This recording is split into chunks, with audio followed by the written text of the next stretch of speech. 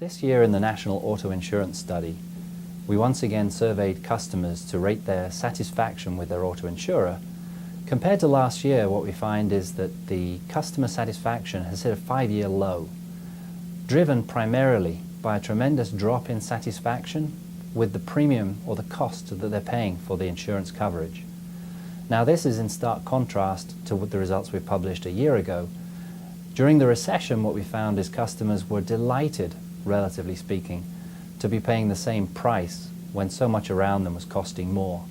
In the intervening 12 months, we believe that many of those same customers, having come out of the recession, having to really examine how they spend their money, have done a lot of investigating. We've seen unprecedented levels of comparative shopping, and many consumers are frustrated perhaps that their insurance premiums seem relatively high when so many of the other expenses are eating into their pocketbooks.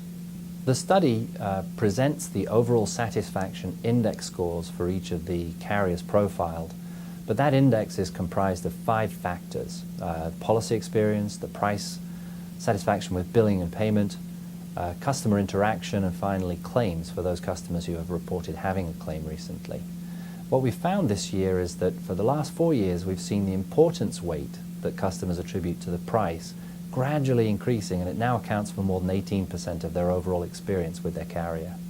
This year, along with our syndicated report, we're also publishing the second in a series of 3 white papers that focuses on the millennial generation. Numbering more than 70 million strong, we find that millennials who have started to use auto insurance tend to be far more critical. Their average satisfaction is 30 index points lower than the rest of the industry.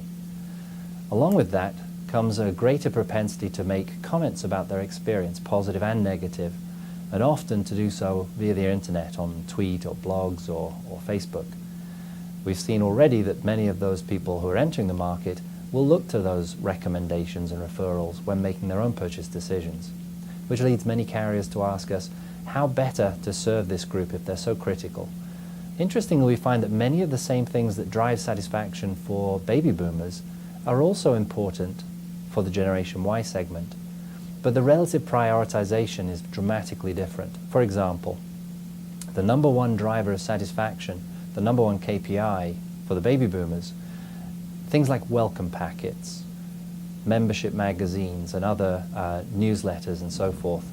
While these are still going to influence the satisfaction of Gen Y places greater emphasis in having full and immediate online access to their information, their policy, and having similar channel choices when looking to interact for various service needs.